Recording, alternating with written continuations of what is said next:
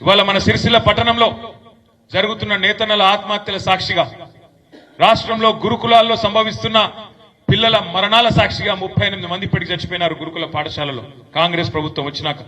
అదే మాదిరిగా రాష్ట్రంలో తిరిగి ప్రారంభమైన రైతన్నల ఆత్మహత్యల సాక్షిగా ఇవాళ ఏ వర్గం ఒక్క వర్గం అంటే ఒక్క వర్గం కూడా రాష్ట్రంలో సంతోషంగా లేదు. 6 గ్యారంటీలు అన్నారు, 100 రోజుల్లో అమలు చేస్తామన్నారు.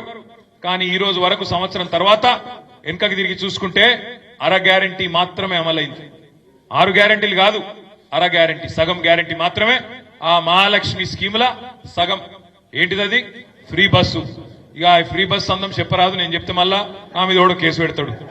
ఇక ముఖ్యమంత్రి నన్ను ఎట్లా పట్టుకోవన్నా ఎండ్ల పెట్టాలని నన్ను చూస్తున్నాడు. పెట్టుకుంటాడు, పర్వాలేదు. మీలాంటి తమ్ముళ్ళు, మీలాంటి అక్కలు, చెల్లెలు, అన్నలు ఉన్నంత కాలం నేను ఎవరికి భయపడా.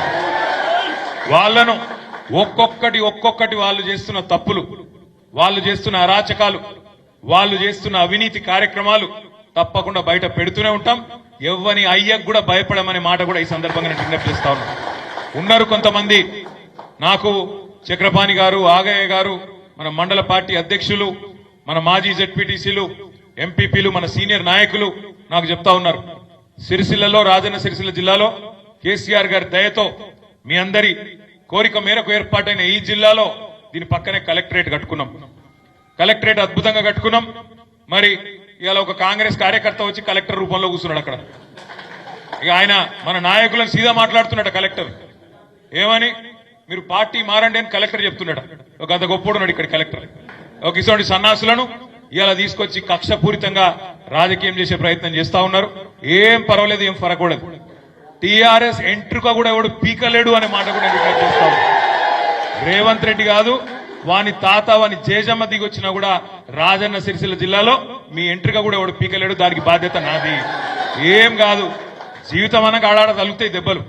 మనం కూడా చూద్దాం ఎన్ని రోజులు చేస్తారు ఈ డ్రామా, ఎన్ని రోజులు కలెక్టర్లు, ఎన్ని రోజులు అధికారులు, ఎన్ని రోజులు పోలీసు వాళ్ళు, వీళ్ళ నాటకాలు మనం కూడా చూద్దాం. మంచిగా రాసి పెట్టుకోండి. నేను చెప్తున్నా, నేను అంత మంచోని నేను కాదు. నేను పక్కా చెప్తున్నా, ఇవాళ ఎవరెవరైతే బాగా అతి చేస్తుండ్రో, ఎవరెవరైతే కాంగ్రెస్ కార్యకర్తల్లాగా ఓవర్ యాక్షన్ చేస్తుండ్రో వాళ్ళకి నేను చెప్తున్నా, దీనికి వడ్డీతో సహా ఇచ్చే బాధ్యత నాది. నేనే తీసుకుంటా. నేనేదో ఉత్తగా చెప్తానండి. మీకు తెలుసు, నాకు తెలుసు, కాంగ్రెస్ వాళ్ళకు కూడా తెలుసు.